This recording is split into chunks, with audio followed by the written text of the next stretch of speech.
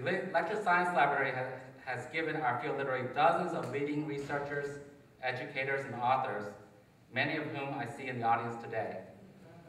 We are pleased to celebrate this beautiful building with our friends such as Sept, who partnered with us to develop an innovative building, our distinguished alumni, many of whom have traveled here from across the country, and are with us here today. I hope you will feel as much at home in this new building as you have in the previous facility.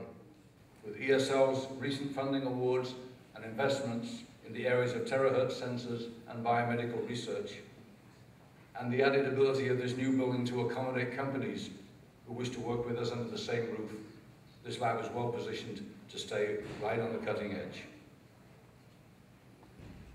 The lab has always been a teaching facility where antenna and RF engineers receive combined training in theoretical and experimental research. The results of this training speak for themselves, and you see it all around you here. Now numbering nearly 1,000, the alumni of this lab are renowned for their success as authors, their success as faculty, and their success as industry leaders worldwide. So we have a great program that attracts some of the best minds in electromagnetics to come study here. But what does this building mean for the students? Well, the electromagnetics classes offered here at ESL, as well as the research that the electroscience lab does, is unarguably the best in the world in this field. So to me, I really think that this building reflects the academic and research excellence that's done here.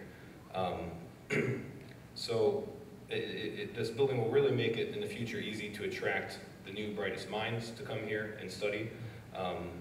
For the students, if you may have seen down this wing of the building, there's several empty rooms. Well, we're going to have industry come and work here at the lab with us.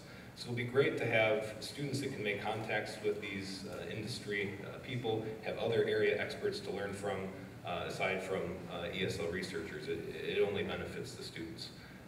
And likewise with this new building, we have several new conference rooms, the new classroom, great places for students to collaborate on homework and research, coursework, and continue learning from one another. This place, beyond just the building, beyond just the bricks, it's about people. And it's the people that work together that made the 70 years history something to talk about.